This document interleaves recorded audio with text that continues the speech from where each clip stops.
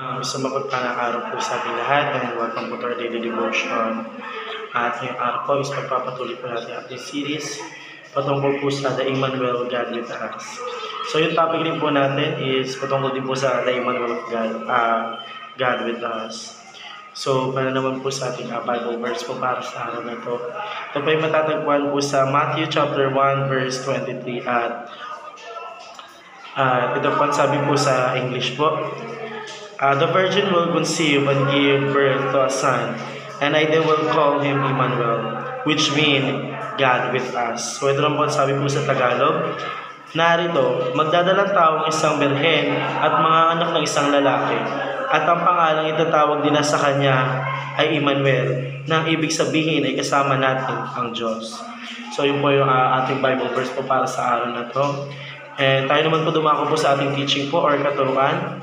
Una, God warms Himself with humility.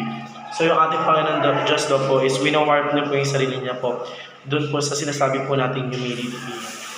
So yung pag sinabi po natin humility, ito po yung pagpapakumbaba po. So yung ating Panginoon Diyos po, winawarp po yung sarili niya doon po sa pagiging papapagkumbaba niya po. Kasi kung tutusin po ang ating Panginoon Diyos po, ang siyang nagligtas po sa atin, pero imbis po tayo po iparusahan niya, bagkus siya po yung nagpakumbaba at ginamit po ng ating Panginoon Diyos ang kanyang sariling anak po para po pagbayaran po yung mga kasalanan po natin nagawa na mamibigat po na dapat po ang parusahan po natin is kamatayan.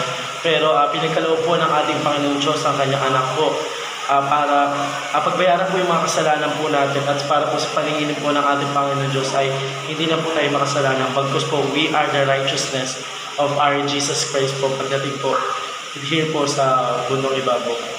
So yung atin naman po pangalawang katuruan po, God reconcile with us. So pag sinabi po natin reconcile, ito po yung pagkakasundo po or pagkakasundo po natin sa ating Panginoon Diyos. So God always reconcile with us po kahit ano man po ang mangyari, kahit ano man po maging aspeto po natin sa buhay. Maging masalanan man po tayo or maging maka-Diyos po, God always reconcile with us po. Kasi hindi ka po tayo pinababayaan po bilang anak niya.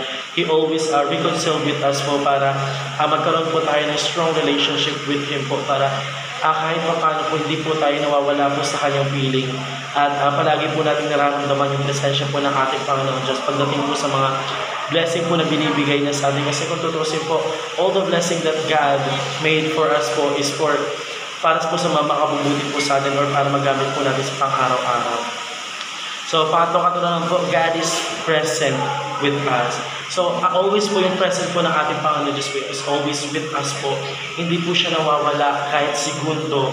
Always, God present with us are connected po. So, palagi ang ating Panginoon Diyos po is He always connected with us po pagdating po sa present niya. And although tayo din po bilang sa anak po ng ating Panginoon Diyos, hindi po nawawala po sa sarili po natin yung pag-connect po natin sa ating God.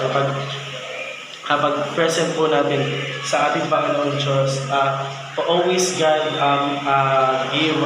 connect with us po or ginagamit po palagi ng ating Panginoon Diyos yung present niya po para makipag-connect po sa atin. Lalo na kung pagdating po doon po sa mga anak niya po na kung sino po yung palagi naniniwala po sa kanyang nananampalataya.